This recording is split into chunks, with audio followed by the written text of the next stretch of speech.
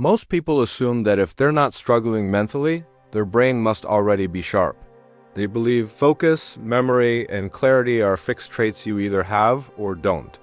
But neuroscience tells a very different story. The brain is not a static organ. It is constantly rewiring itself based on how you use it. And just like muscles, the brain becomes stronger when it's challenged in the right ways. Today, we're exploring a set of brain exercises that go beyond the usual advice. This isn't about meditation, breathing techniques, or passive relaxation. These exercises are active, stimulating, and surprisingly fun. They challenge your attention, coordination, perception, and adaptability. More importantly, they are things you can enjoy doing in your free time without turning brain health into a chore. You might think your mind is already sharp, and maybe it is, but sharpness isn't a destination. It's a capacity that can always expand. Let's put your brain to the test and see how far it can go. The first exercise focuses on visual attention and processing speed. Imagine a grid filled with numbers from 1 to 25, placed randomly. Your task is to keep your eyes focused on the center of the grid while locating the numbers in ascending order as quickly as possible. At first, this feels overwhelming. Your eyes want to jump everywhere, your attention scatters. But that struggle is the point. This exercise trains your brain to process information efficiently without losing focus. It strengthens peripheral vision, attention control, and mental speed. With practice, you'll notice that your brain becomes calmer under pressure. You stop panicking when information comes at you quickly. Instead, you begin to scan, prioritize, and respond with clarity. This is the same skill your brain uses when driving, reading, or navigating complex environments. The second exercise challenges something called cognitive interference. You'll see words that name colors, but the text itself is printed in a different color. Your task is to say the color of the text, not the word you're reading. For example, if the word red appears in blue ink, you must say blue. This sounds simple, but your brain resists it. That's because reading is automatic. You learned it so well that your brain does it without permission. This exercise forces your mind to slow down, override automatic responses, and choose deliberately. It strengthens concentration, impulse control, and mental flexibility.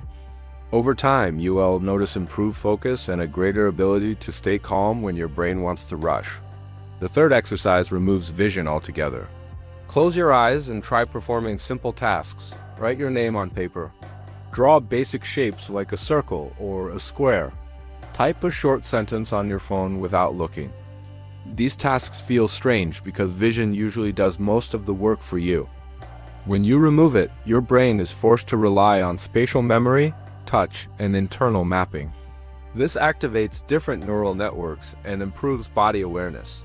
It also increases your brain's ability to recall information without external cues. Exercises like this are powerful because they remind your brain that it can function even when familiar tools are taken away. The fourth exercise works on coordination between the left and right sides of your brain. Make a peace sign with your right hand and an OK sign with your left. Then switch them. Try repeating this movement quickly without getting confused. At first, your hands will hesitate. You may laugh at how difficult it feels. This exercise strengthens communication between the brain's hemispheres. It improves coordination, reaction time, and mental agility. Activities that cross the body's midline force the brain to integrate multiple systems at once. Over time, this can enhance problem-solving skills and overall cognitive balance. The fifth exercise focuses on breaking habits. Use your non-dominant hand for everyday tasks. Brush your teeth with it. Eat with it. Write with it.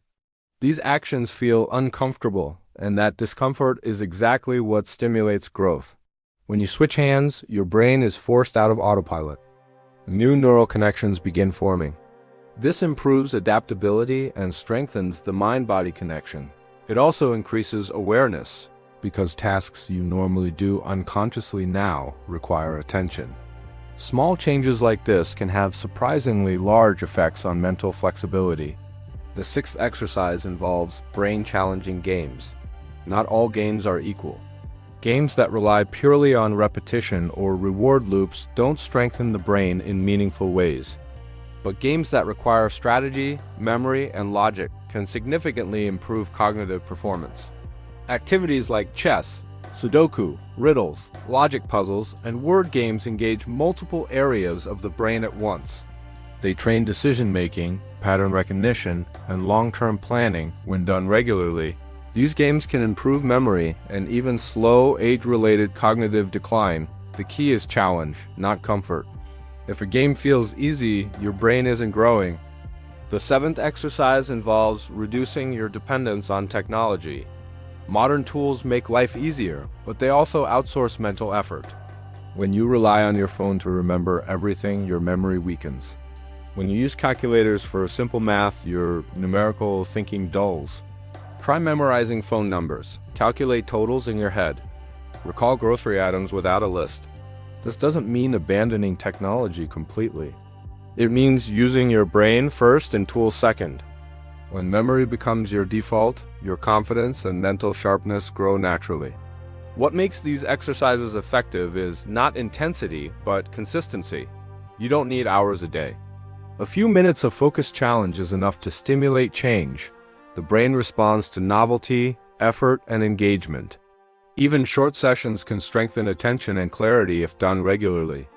There is also a psychological benefit beyond cognition.